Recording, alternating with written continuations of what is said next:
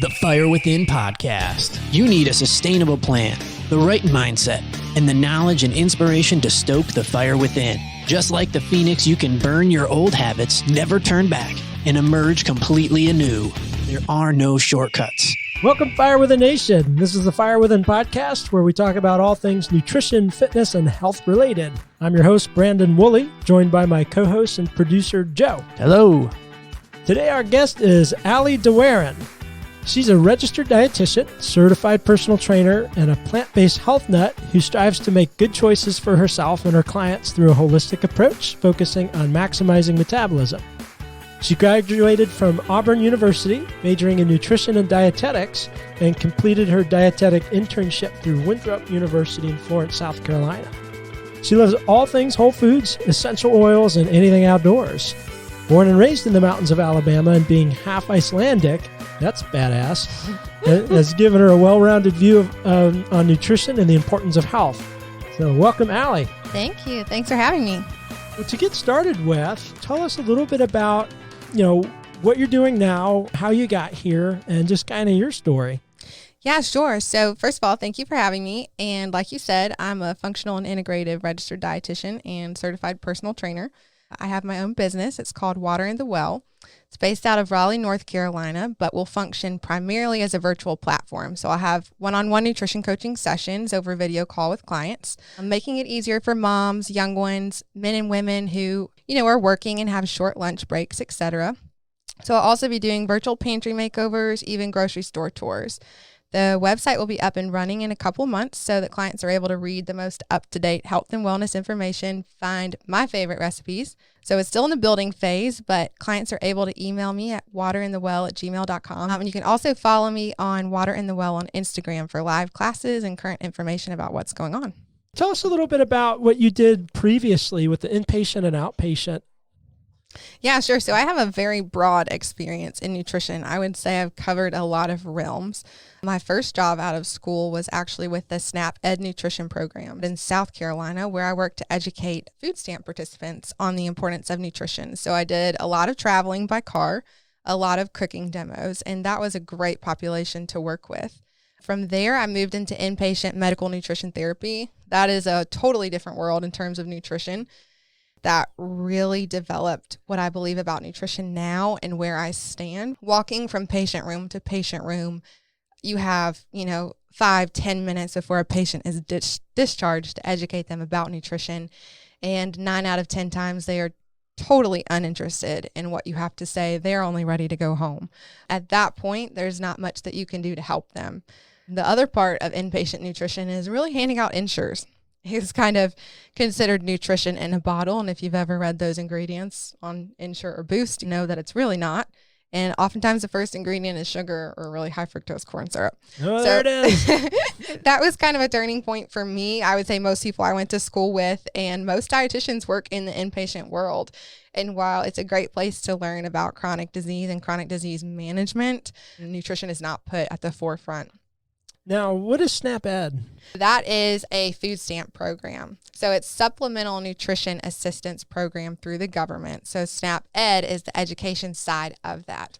Our goal was to go into lower income populations of South Carolina and educate them about nutrition so that they would use their food stamp money on healthier food options. I know there's certain programs, like with nursing mothers, that there's only certain infant formula they're allowed to purchase. And I don't remember what the name of that program was. Yep. So that's WIC. And it's funny that you say that because WIC is probably the only area of regular nutrition I feel like that I haven't worked in. So that's women, infants, and children. Well, I just remember researching a list, and every single one of those infants formulas, the first ingredient was corn syrup or corn syrup solids. Oh, absolutely. Absolutely. And it changes every single year based on what the government will subsidize for them to provide. I would say the vast majority of mothers who are on WIC want the formula. They want the formula because they get it for free. But WIC is placing a huge push on breastfeeding, which is huge. But when I shadowed dietitians in the WIC area during school, most moms that came in viewed breastfeeding as something that was embarrassing and something that in their family history was never important. So WIC is really working to change that. I understand that a lot of the food industry, especially the junk foods, they target with their marketing low income. Yeah. So with you working in that area, from their perspective, what would gravitate them toward these less healthy options? Do you think it was strictly just the marketing, or do you think it was the addictive nature of these foods? I would say both, and a lack of education too. They might think that something is healthy when it's not. As we know, even populations that are not low income, very educated populations still get tricked by that marketing too. But also the ease, the affordability. A lot of times they're working and don't have the time to cook. So that's why we did cooking demos in Snap Ed. I had people fall in love with tofu. That was like the last thing I would think people would fall in love with, but it's a super affordable source of protein for people. So once they try the food, they're more likely to go home and make it and buy the ingredients, which they can with their food stamps. Those are the ingredients we used. So yeah, I actually found a recipe with like lime juice and curry and red pepper flakes. That was actually pretty decent. My only caution would be if, because of the soy in it, maybe not something to have every day. But yeah, of course. Tell me a little bit more about, how can people in a low income situation like that afford better food? Like, what are some of the workarounds to the cost? Because Whole Foods is out of the question. Oh, absolutely. And what are some of the options you found? A lot of things that we did with Snap Ed were things like cooking with rice and beans. And yeah, it can take longer. But now you have things out like the pressure cookers and things like that. And we used a lot of canned goods. Now, there's, pros and cons. But when you get the unsalted and you drain and rinse, there's a lot of different canned items that people can use. And honestly, buying meat in bulk and shopping the sales and freezing, that's a lot of things that we taught, and not wasting a single thing from even the ends of your loaf of bread. Yeah. And then I would also encourage, check out Aldi. Oh, absolutely. I've literally taken a Walmart receipt and used that as a shopping list at Aldi. It was like 40% cheaper. Wow. The exact same items. And then if you do a lot of canned goods, just make sure it's BPA free if you can. No, those are great recommendations. Were there any particular recipes that the people you worked with were gravitated toward? I would say stir fry. Like I mentioned, we would always do one with chicken and we would always do one with tofu. And so many times I had classes choose the tofu over the chicken. I think they just never tried it before. Any kind of Mexican dish like tacos or things like that were always a hit. Quesadillas was probably the number one hit of the classes, where we would do, whole wheat tortillas and beans, lettuce, tomato. You can pile it up with all of the veggies and make it customizable to people. Sometimes I'd even trick high schoolers and use whole milk Greek yogurt, and they would think it was sour cream. So there's different things you can do that people really like. So it was fun. And they could even do lettuce wraps, I guess, if you wanted to leave the tortilla part out. Just as a reminder to our listeners, there's actually grain-free tortillas. There's a brand called Siete. If you want to check them out. Earlier, you were mentioning right at the top of the show that you're plant-based. What's the difference between plant-based and vegan? Okay, so, vegan is no animal products whatsoever. So no dairy, no eggs, no meat. Vegetarian, there's different forms of vegetarian. So some include eggs, some include dairy, some include both or not. Plant-based it doesn't really have a strict definition of its own. I think it's different for a lot of people. Vegan would be considered plant-based. Vegetarian would be considered plant-based. But when you say plant-based instead of vegan or vegetarian, that means that the predominance of your diet is around plant foods. So you eat a lot of fruits, a lot of vegetables, a lot of whole grains, a lot of legumes, things like that. Some exclude meat, eggs, and dairy. Some don't. Okay. So for some people, it might be a looser definition, like plant-based is the majority. Absolutely. But I might eat fish or chicken and not feel bad about it. That's right. You don't have to have a different name for everything, like pescatarian and all the different stuff. Right. We don't have to get specific. Like an ovitarian, or what is it? What's the other one?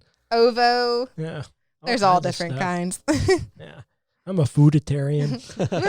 I like to eat. A food-based diet. That's what I recommend, a food-based diet. Hey, I've had people, when we talk about inpatient, I've had, you walk into the room, especially the ones, you see that look. They do not want you in there. It's not the dietitian.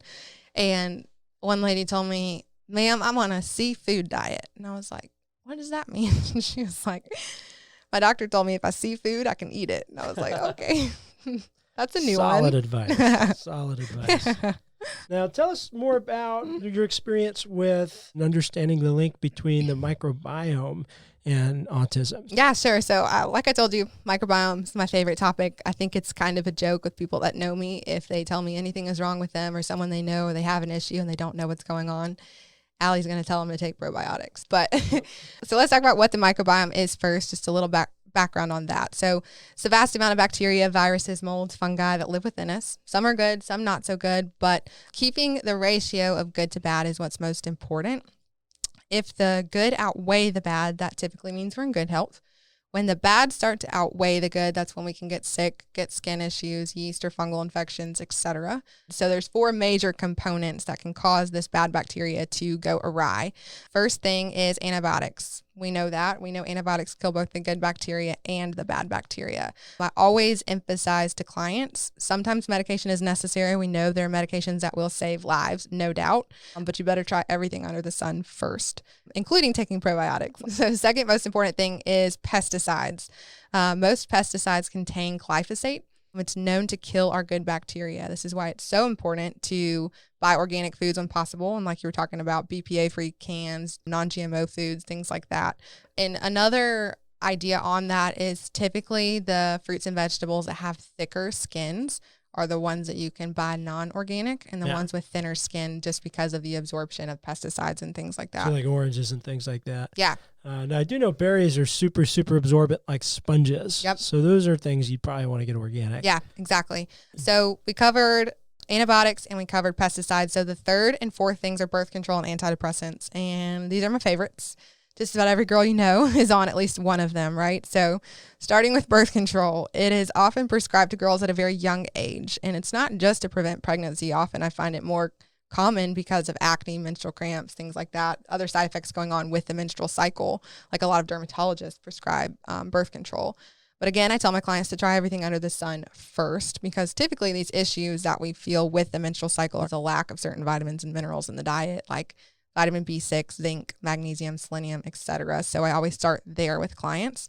And when our gut isn't in tip-top shape, or our liver, which we'll talk about again later, research is showing us that down the line, women begin to have fertility issues. When we go into antidepressants, we know that 90% of our serotonin production comes from the good bacteria in our gut. That means that your mood and happiness are predominantly controlled by your gut. So if you're depressed and you get on an antidepressant that kills your good bacteria that was producing most of your happy hormone, how do you ever expect to get rid of that depression?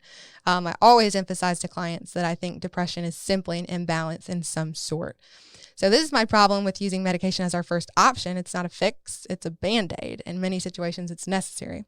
But let's move on into autism. The amount of children being diagnosed with autism, Asperger's, ADHD, etc. is on the rise at an enormously fast rate. Every single one of these conditions is being related back to gut bacteria.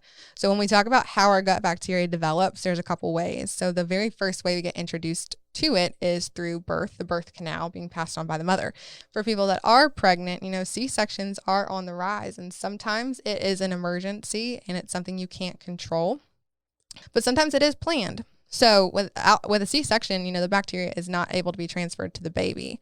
The second way, and this is a way that we can control, the bacteria is introduced to a child through breastfeeding. Like we talked about earlier, this is the most important thing that we can control. The risk of a child developing chronic disease, asthma, allergies, skin issues is reduced a lot just because of breastfeeding. Some moms aren't able to breastfeed. Some babies can't latch on. Some moms need lactation consultants. Some babies are even allergic to proteins in their mom's milk. So making sure that child gets that very first sip of colostrum can be life-changing for that child. Yeah, and the other thing I was going to say is if you do have a C-section, Dr. Robin Chutkin, she has a book called The Microbiome Solution, but she recommends you could actually swap the baby in that birth canal bacteria you can request to have that done. And they get a very similar, so they don't have to bypass that altogether. Sweet. And she even has a templated out letter you can give to your doctor if you have, if you get to plan ahead and if you have a midwife and things like that. But there's something to consider, but that bacteria, that makes up a big part of their immune system.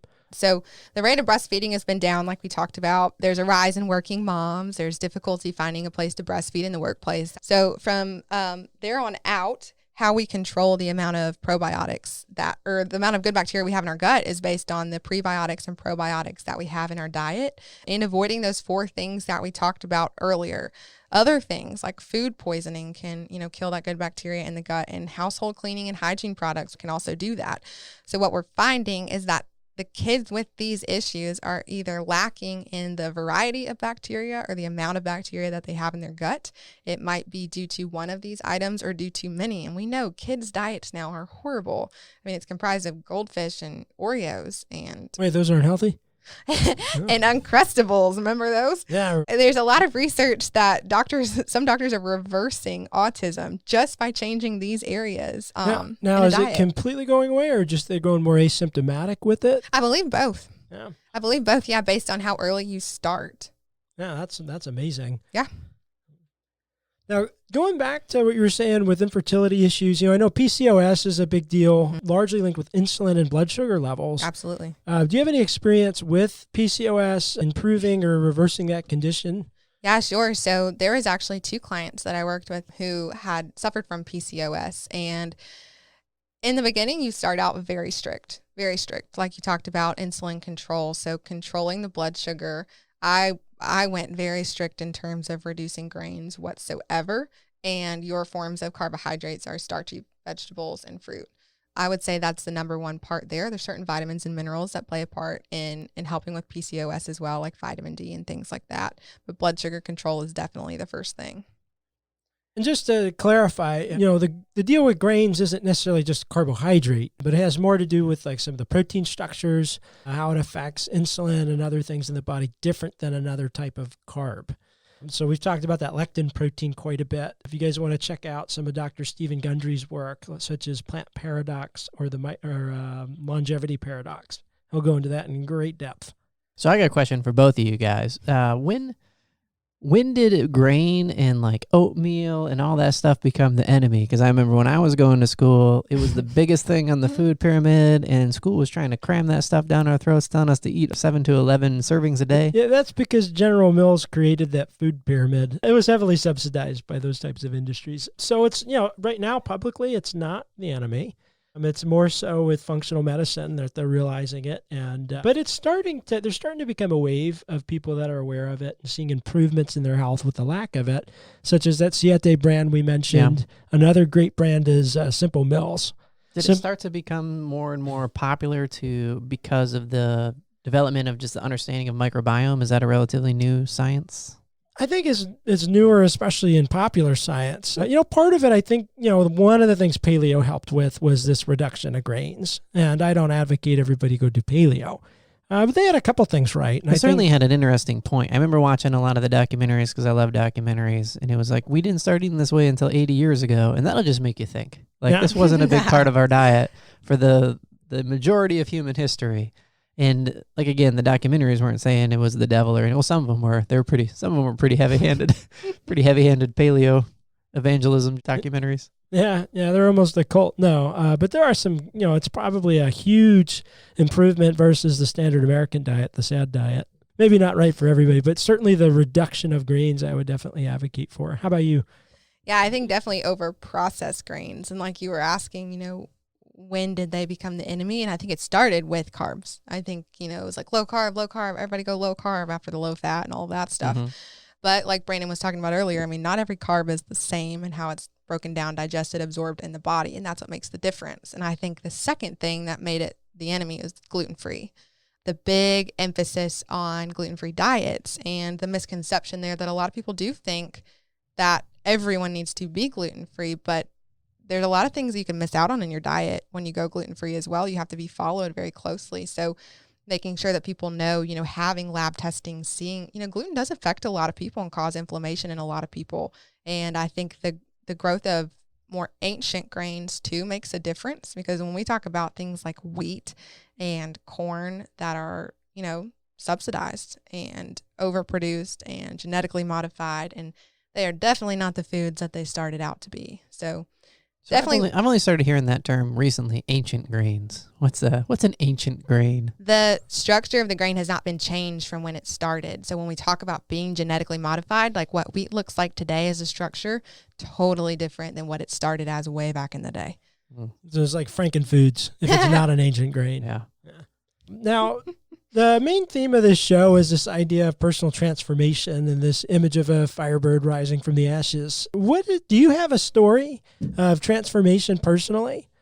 So this is a tough question for me. So I'm going to take it way back. So when I was a kid, my dad was a competitive javelin thrower. So he was actually in 5 Olympics, and I think that's how him and my mom became very fascinated with nutrition.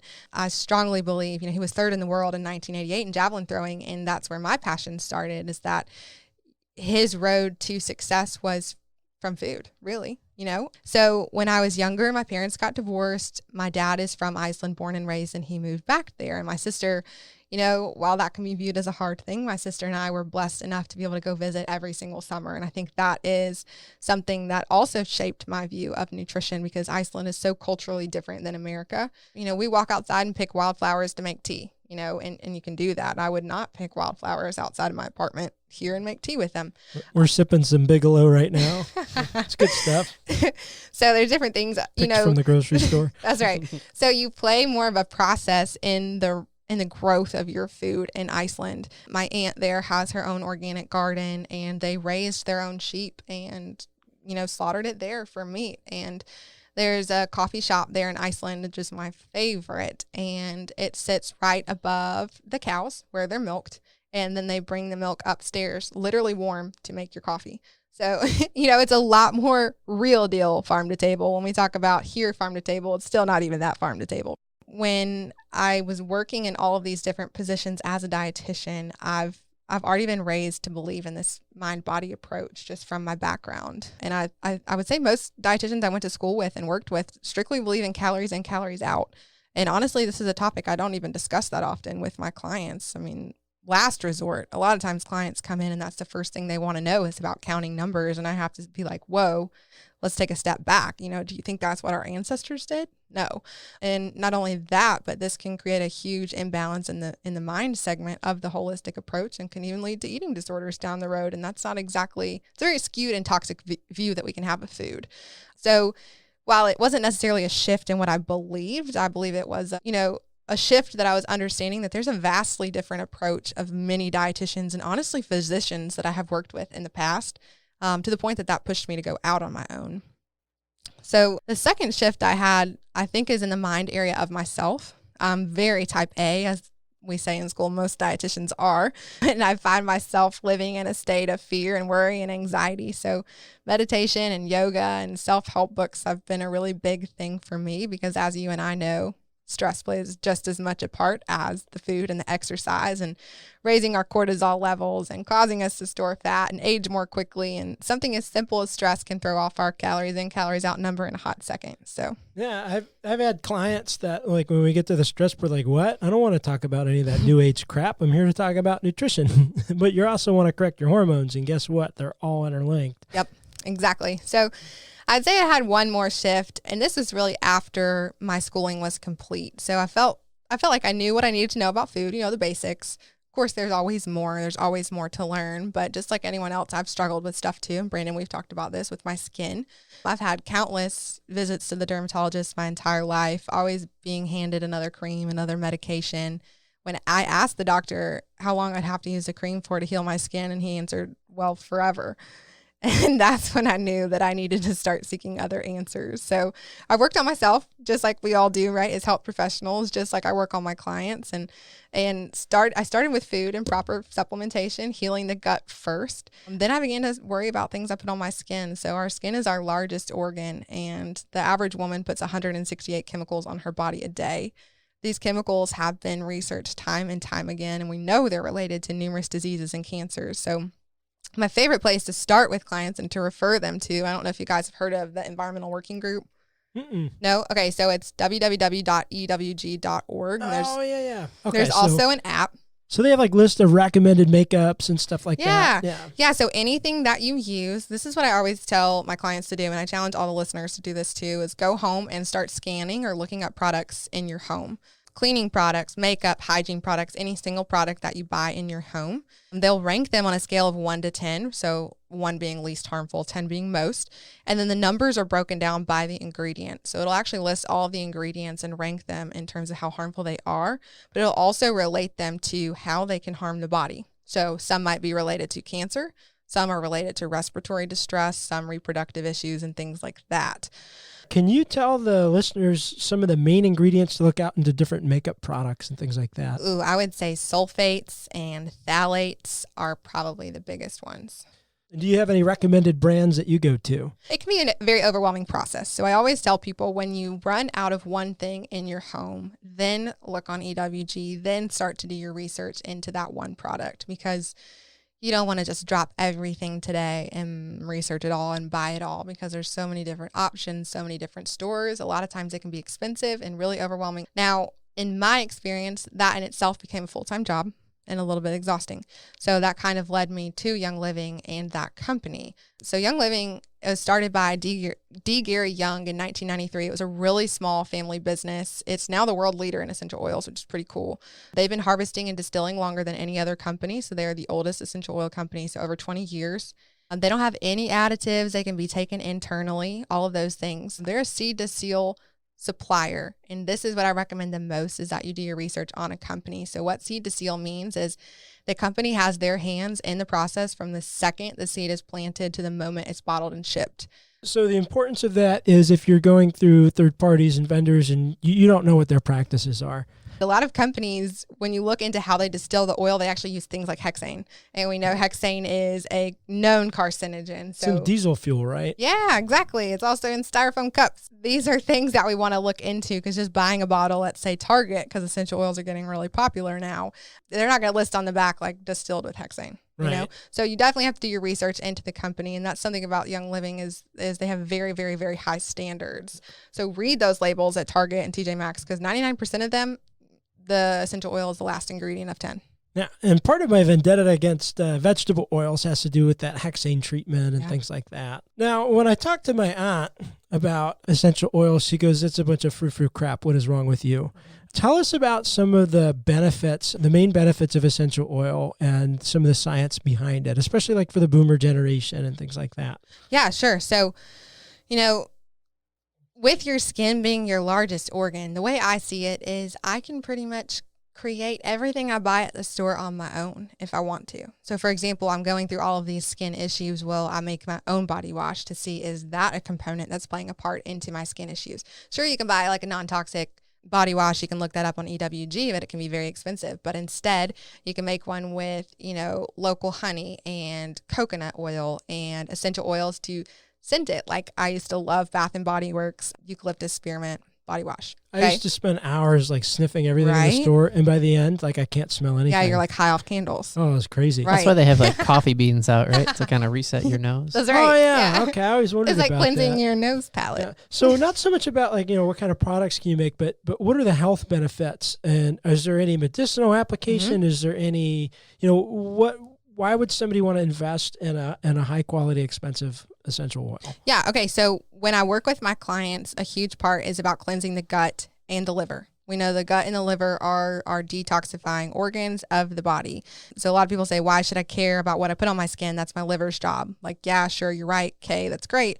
But years and years and thousands of chemicals and toxins that we encounter every single day. And you expect your liver to be able to function at 100% all of the time. Yeah, one of the arguments I get all the time, like, oh, it's such a minuscule amount in that product, but when you add 148 things and all the scents and smells and chemicals and products you use, over time this accumulates, and at least we can control what we directly apply to our skin. And when we talk about, again, the kids with asthma and allergies and even adults, the research is showing us that the more, you know, clean, quote unquote, with Clorox and those types of cleaners our homes were, the less bacteria, the good bacteria that they had in their gut, and the more of these diseases that they had later. And we're seeing using these cleaning products, which we think are clean, is increasing our risk of allergies and asthma. Yeah, so there's actually a really cool study done when antibacterial soap just came out, and they were finding the more affluent families that had access to antibacterial soap. All their kids were sick all the time. And then the lower class living in filth, their kids were fine. Yeah. And I think that may have a little bit to do with it. So trying to live in a bubble and disinfect and kill 99.9% of germs like Lysol, maybe not a great idea. That reminds me of the scene from The Office where Dwight was saying he refuses to coddle his immune system. He was right. But no, I do think that's important. And so I don't like all those sprays and things. And there's lots of chemicals, and people don't think about that. I mean, we have our car fresheners. Yep. Young Living has a thieves cleaner. So it's made out of, the story of the thieves is back in the plague, when the thieves, they would rob graves and they would clothe themselves with like clove and cinnamon and different spices, and they did not get the plague. So that's the story. And they made an oil out of it called Thieves, and now there's a household cleaner called Thieves. It makes your house smell like fall, but you're able to give it to your kids. Your tiny little child can spray your counter, sit on your counter, lick your counter, and you don't have to worry about it. Great, because I lick my counter all the time. Now, you gave me, as a gift, you gave me the foaming hand soap of Christmas Spirit. I've been singing Jingle Bells, and my nose is glowing red like Rudolph. I love it. That's fantastic. I think it's pretty shocking. You mentioned that the average woman puts 168 chemicals on her body every day. I know. That's nuts. Poor women. You know, I understand what you're saying, because you hear people say, like, we're just very cynical as American shoppers that everything can be snake oil sales. But I mean, if you really understood the 168 chemicals that you're putting on your body every day, maybe you could make that kind of snap judgment. But most of us have no idea that there's 100. I had no idea. Yeah, and if you read them, it looks like a freaking science project. If you turn over makeup and perfume and you start reading, I don't know what half that crap is. And I'm a pretty educated guy. Yeah, absolutely. And there's different things too, Brandon, like when you were asking what are some of the benefits, like you said, your aunt says it's, what did she call it? She doesn't believe in essential oils nonetheless. So things like wintergreen, like we always think of wintergreen gum, but the real wintergreen essential oil, when extracted, you actually look at the structure of the compound of wintergreen, it is shaped very similar to steroids. So when someone applies a steroid cream to reduce inflammation and relieve pain, wintergreen provides that same effect without being a medication. So I've had a lot of clients who use wintergreen. I actually had, when I worked for the SNAP Ed nutrition program, this old guy, and he, quote, "I don't believe in that shit." That's what he told me about essential oils. And I was like, okay. That's about right. That's but I'm like, all right. So I was like, just try it. He has really bad arthritis in his thumb, and he'd used numerous medications that just weren't cutting it.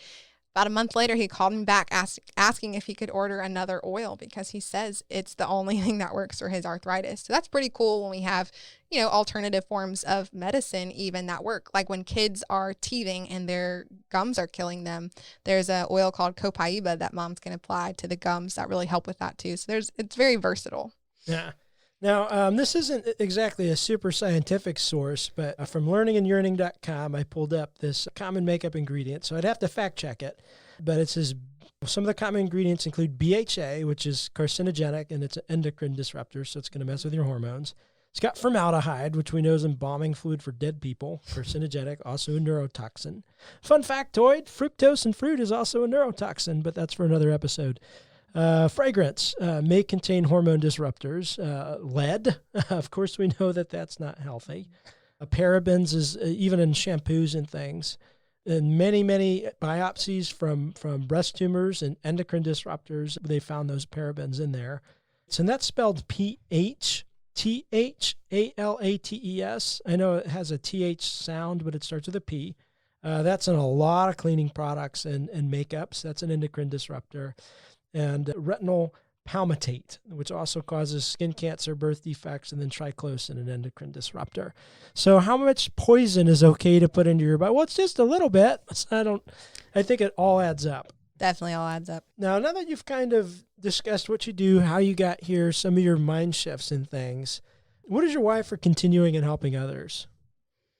I would say, I think it's freedom in all areas of life. You have to focus on yourself. When we talk about moms who always put themselves last, they're going to burn out quick. And how can you expect to serve others and to do your best and to go out and fulfill your purpose and to make a difference in the world when you can't even take care of yourself? So it's putting yourself first in in terms of your mind and your spirit and your body. And then that allows you to feel freedom in all areas of your life. So you feel better, you think better, you have better relationships, a better outlook on life, you live more in the present, you feel like you can make a difference in other people's lives and live out your calling. Now, have you ever, what are the things that you're doing now that you wish you had started sooner? Focusing on bettering my mind and spirit. I think with my type A personality, those are things I always put on the back burner. Kind of like you talked about, your clients never want to talk about stress, right? We know it's food and physical activity. We know that, but getting your mind and your spirit in the right place changes everything. Your outlook, your results, your happiness. Now, tell us a little bit about what your typical daily routine looks like. What types of food, spacing, exercise, products, that kind of stuff. Sure. So first thing I do every single morning, and I've done this for a long time, is drink room temperature water with a lemon. Why is that? Just to kind of wake up my digestive tract. We know lemon is really good for detoxifying the liver. And I think, you've been asleep all night and there is nothing that's been going through your gut. Hopefully it's been relaxing. And then I always like to do a little bit of stretching. So I'll do like a quick little yoga routine, just get my mind, body right. And I always do a little bit of meditating, even if it's just for 5 minutes, just to set your headspace in the right spot. And that's something that I continue to do throughout the day because, like I mentioned, I'm very anxious. When I did metabolic testing at Lifetime, my calories are through the roof because my anxiety and cortisol. So that's something I have to keep under control. And my Apple Watch alerts me probably 25 times a day telling me to breathe, which is something funny that shouldn't be something we have to be reminded of, but I'm a shallow breather for sure. So I have to take several moments throughout the day. I try to pick my most stressful times, like during the middle of the workday, when I wake up, when I lay down for bed, in traffic, major, when I try to focus on deep breathing a lot. So is that your primary form of meditation, is just taking deep breaths? My goal is to have no single thought pass through my head, which we know is super difficult.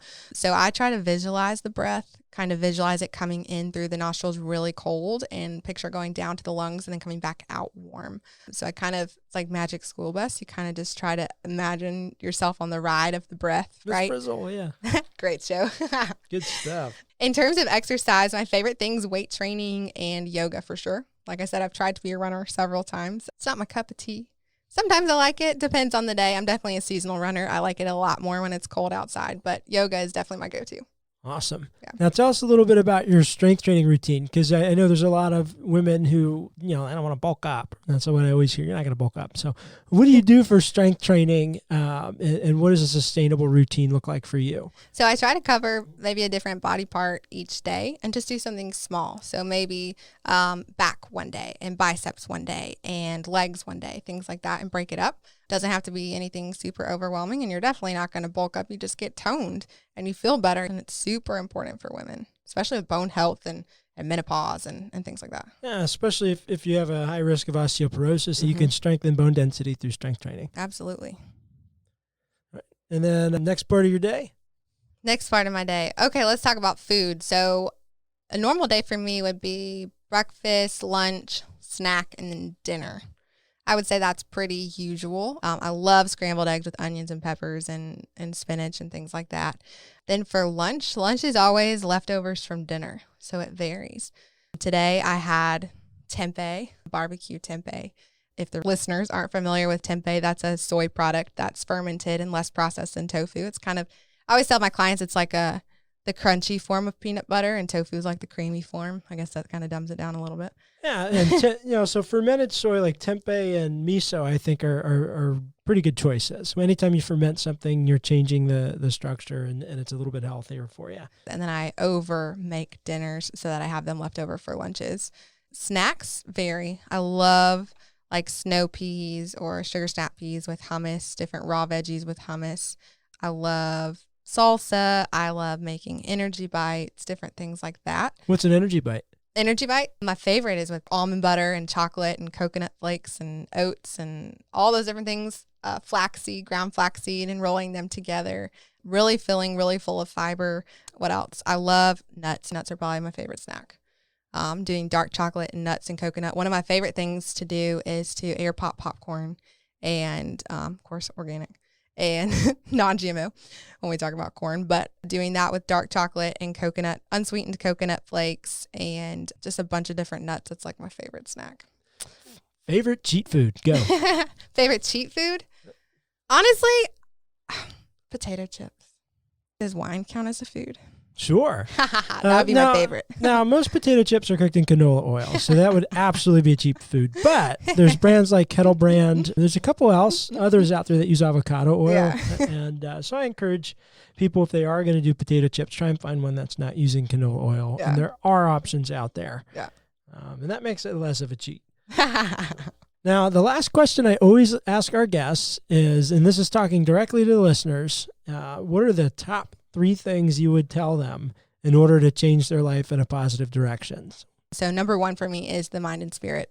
I think it takes knowing who you are as a person, what makes you happy, what you enjoy, what feeds your spirit, what your purpose is on earth, and what fulfills you. These are the things that are going to keep you going every single day. So that's where it starts. This is what will strengthen your relationships and give you the drive to do better and be better. We know these things get us to the right path of nutrition in the first place, and that'll help us continue on that right path. And we don't want it to be a yo-yo thing, right? So we want to get our mind and spirit right. I would say the second thing is nutrition, because we are what we eat, and we are what we eat eats, as I heard recently. I like it put that way. If you don't nourish your body properly, how can you even expect to exercise? How do you expect to get the results out of your exercise? It's always about working smarter, not harder. So we don't want to give up and go on a path of yo-yo dieting. I try not to use the word diet in my vocabulary. Honestly, hate that. My title is Dietitian. And number 3 is exercise. I'm just a Titian. It's fine. So number 3 is exercise, because it's time for yourself. It's time for your body and your mind. And the reason I say these 3, because I know you asked in your question, is one of the 3 relationships, is one of the 3 career? And honestly, no, not in my top 3, because you can't expect to provide for others and to serve others well if you haven't put yourself first. So giving all the listeners permission to be selfish today. It's kind of like one of my clients' favorite analogies is in a plane, if the air masks drop because they're losing pressure or whatever, they always tell you to put yours on first and then help others. Because otherwise, if you're dead, you can't help your kids or anybody around you. That's right. So I think it is important to have some self-care there. Absolutely. I think a lot of women are where they are today. I know so many of our clients are post-menopause on this roller coaster of a disaster because they're just now starting to think about themselves. Yeah, and it gets harder and harder to reverse it. Now, if somebody wanted to get a hold of you and do a consult or something like that, can you remind us again where we can find you at? Yeah, so my email is waterandgwell, THEWELL @gmail.com. So you can email me to schedule a consultation, phone call, meetup, whatever. I'm also on Instagram @waterinthewell, and my website is waterandthewell.com. Awesome. So there you have it. Fire with a Nation, straight out of the mouth of a dietitian. What her day's like, things she recommends, what she finds important.